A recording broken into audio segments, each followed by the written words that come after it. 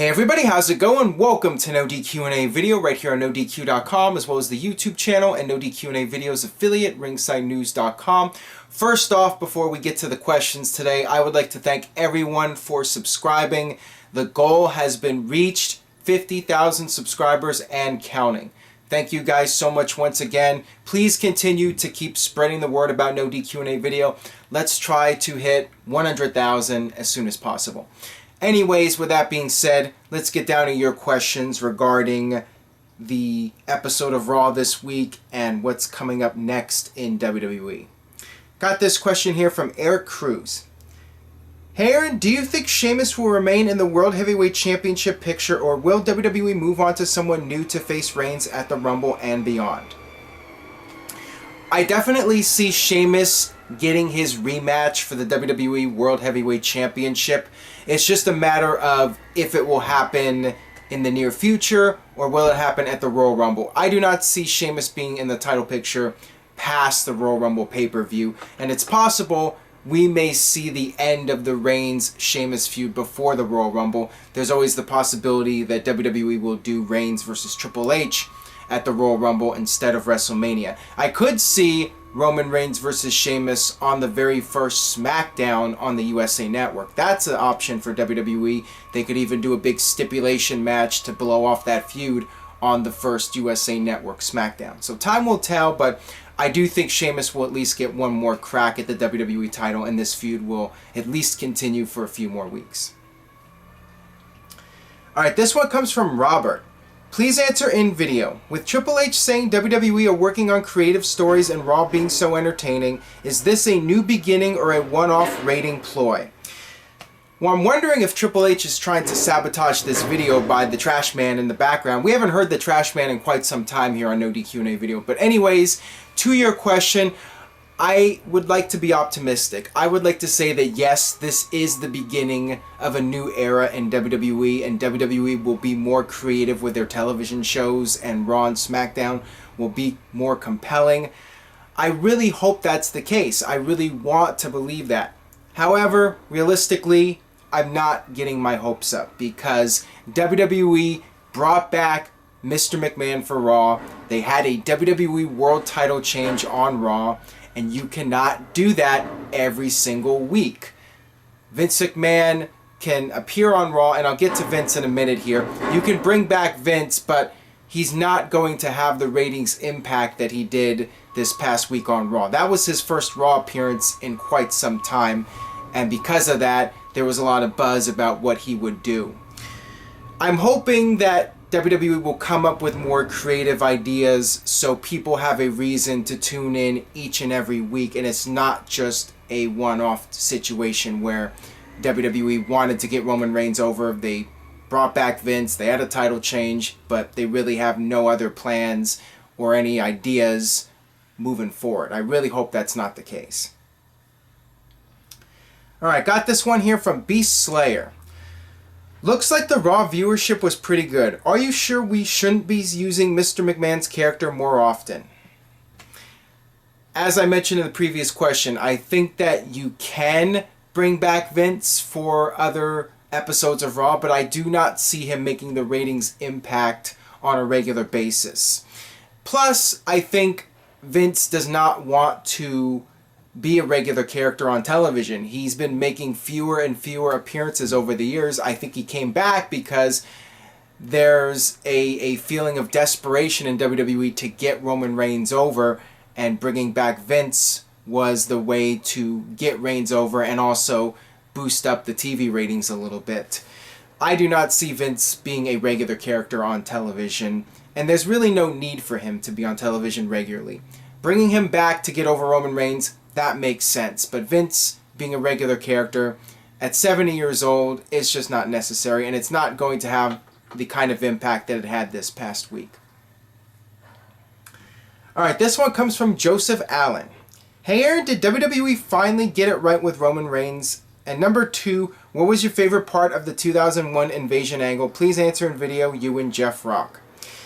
At least for 2 nights, WWE got it right with Roman Reigns. Time will tell if they continue to get it right with him. Hopefully they figured it out. They figured it out that Roman Reigns is a character that should just go out there and beat people up and not talk too much. If he starts coming out on Raw and cutting long promos and doing comedy, it's quite possible the fans will turn on him again and he'll continue to get mild reactions, and when he does get reactions, the people boo him. Hopefully that's not the case. Hopefully WWE has finally figured out the Roman Reigns character and what needs to be done with him. Just have him go out there, talk a little bit, keep it short and sweet, and have him beat people up. And regarding the second part of your question, my favorite part of the 2001 Invasion angle, I would have to say the episode of Raw when they did the ECW WCW merger. That was done so well, and in one night it turned the whole thing around. It cooled off when they did that episode of Raw in Tacoma, Washington, I believe, when they had Buff Bagwell versus Booker T. That was a complete disaster, and WWE needed to step things up, so they did the ECW WCW merger, and that was a phenomenal edition of Monday Night Raw. One of the best shows WWE ever produced. And then the next week they had a great follow-up when they had Steve Austin doing this angle where he wasn't feeling like himself and Vince was trying to get the old Stone Cold back. And then they did that big angle where Austin came out at the end of Raw and beat up the ECW and WCW guys and was on Team WWF. I thought that was so well done. And they had the backstage segment, everybody trying to get fired up for the pay-per-view and get motivated. And they had Freddie Blassie come out. I thought that was so well done, and then of course they blew it at the pay-per-view. But those 2 weeks of television, I mean, definitely in my opinion, the peak of the Invasion angle. Alright, this one comes from Isabella. Who do you think should win the Superstar of the Year award on next week's Raw? Roman Reigns or Seth freaking Rollins? I think it should be Seth Rollins. Seth Rollins was the WWE champion for most of the year. He won at WrestleMania. He's winning the NoDQ.com Superstar of the Year by a landslide. Roman Reigns could very well win it. I mean, it's probably going to come down to a popularity contest. WWE is allowing fans to vote, and anybody can vote for anybody. I think the chances are decent that Seth Rollins will win, but I think that there's also a decent chance Roman Reigns will win. And at least it'll make a little bit more sense this year for Roman Reigns to win than last year. Last year was just completely ridiculous, the idea of Roman Reigns winning Superstar of the Year when he hadn't really done anything significant as a single star, and he also got hurt for part of the year. That made no sense. But this year, I mean, if Roman Reigns wins, then alright, whatever. But I feel Seth Rollins should win it. Alright, this one comes from Owen. What is your opinion on what old man Vince Russo had to say about Fight Owens' fight? I told he doesn't know what talent is. I'm not sure what you're trying to say there at the end, but I get the gist of your question.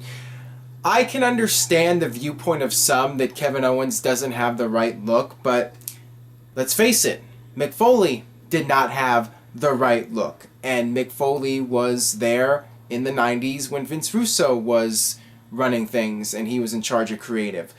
If anybody could find something good for Kevin Owens, it would be Vince Russo. You would think that at least. I think Kevin Owens is a tremendous performer. I think that he can be taken seriously. He's got credibility. He's a great athlete for somebody of his stature. And he's a great talker.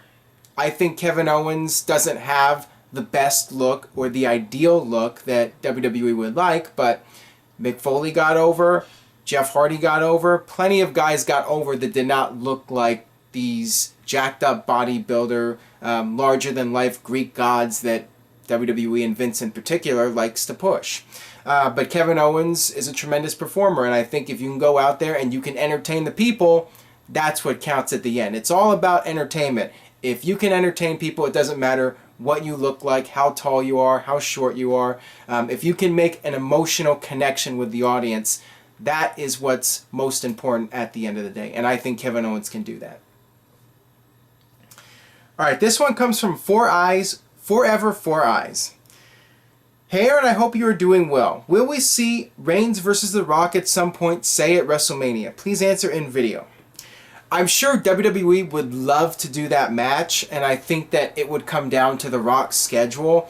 WrestleMania 32, I would say highly unlikely in all likelihood that The Rock is not going to be there, or at least he's not going to wrestle on the card. And I'm sure WWE's already coming up with the matches for WrestleMania at this point, and The Rock's not in the plans for WrestleMania.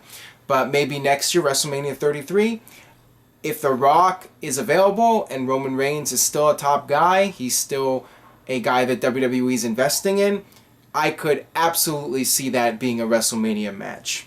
And if the stars align, that match is definitely a possibility for WrestleMania. And I think it would be very interesting because of their relationship and their family. That would definitely be a good option when you look at potential opponents for The Rock at WrestleMania. Roman Reigns would be at the top of the list of guys for him to face. Alright, that'll wrap it up for this edition of No DQ&A video. Thanks as always for watching. Keep subscribing, keep spreading the word. Let's see if we can get to 100,000 subscribers. The sky is the limit, as they say.